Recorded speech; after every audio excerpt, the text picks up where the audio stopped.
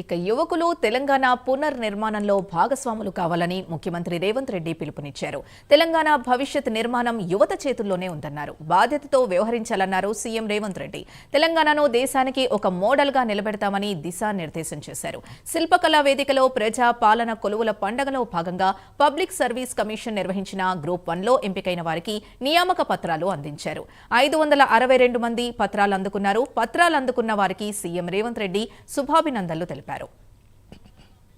దేశంలో భారతీయులు ముఖ్యంగా తెలంగాణ యువకులు ఉంటే మా వ్యాపారాలు ఇచ్చి వాళ్ళకి నైపుణ్యాన్ని నేర్పిస్తాం, మీరు జపాన్కి పంపించండి అని చెప్పి ఈరోజు జపాన్లో మనల్ని అడుగుతున్నారు.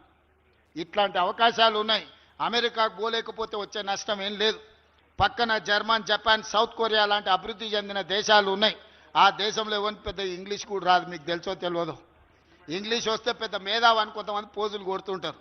జర్మన్కి ఏం ఇంగ్లీష్ వచ్చు, జపాన్కి ఏం ఇంగ్లీష్ వచ్చు. చైనా ప్రపంచాన్ని శాసిస్తున్న చైనాలో ఇంగ్లీష్ వచ్చిన వాళ్ళని ఏళ్ళ మీద లెక్క పెట్టవచ్చు.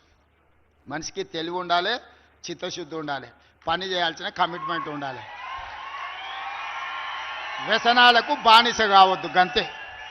ఈ 4 కామన్ సెన్స్ ఉంటే 40-50 వేల నుంచి 4 లక్షల వరకు ప్రతి నెల మీరు సంపాదించుకునే ఉద్యోగ అవకాశాలు వస్తాయి.